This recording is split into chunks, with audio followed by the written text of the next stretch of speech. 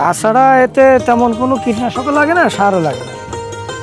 এদের মেন সমস্যা হচ্ছে, এর একটা রোগ আছে ভাইরাস। এই ভাইরাস যদি লেগে যায় তাহলে নষ্ট হয়ে যায়। 8 থেকে 10 হাজার টাকা মন বীজ কিনা বিঘে, যদি এই নষ্ট না হয়, ভাইরাস না লাগে, তাহলে এখনকার বাজারে 3-4 লাখ টাকা বিক্রি করা যাবে। তো এইগুলো লস নেই, দেখা যাচ্ছে পুঁজি ঘুরে আসে, যেহেতু সার ওষুধ কম লাগে। তো মামা আসসালামু আলাইকুম। ওয়ালাইকুম আসসালাম। মামা কেমন আছেন? আলহামদুলিল্লাহ ভালো। চুয়াডাঙ্গা জেলার মাটিতে চাষ হচ্ছে মহা মূল্যবান একাঙ্গী। এই একাঙ্গে চাষ করে কোনো কোনো কৃষকের কপাল খুলছে।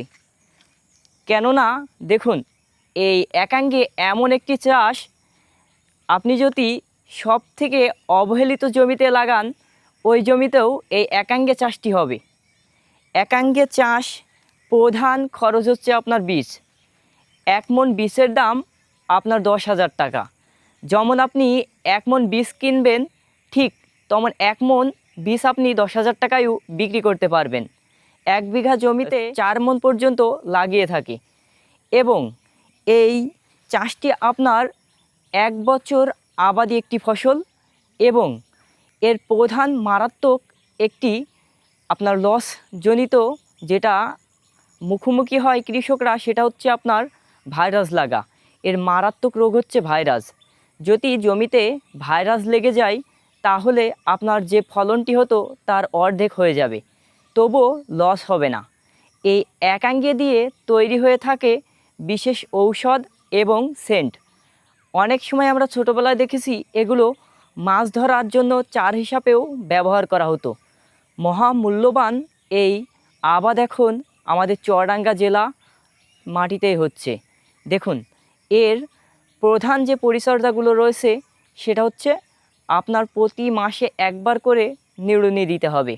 একটি জমিতে আপনার যেহেতু 1 বছর আবাদি ফসল, সেহেতু 10 থেকে 11 বার পর্যন্ত এটার নিড়ানি দেওয়া লাগে।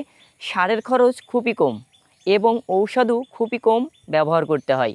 এটার যে প্রধান মারাত্মক রোগ রয়েছে সেটা হচ্ছে ভাইরাস। এই ভাইরাস দমন করার জন্য কোনো ঔষধ বা কীটনাশক এখনও পর্যন্ত আবিষ্কৃত হয়নি। অনেক কৃষকরাই আমরা দেখেছি যে এই রোগটা হলে যে ঔষধগুলো প্রয়োগ করে সেটা হচ্ছে তুতে।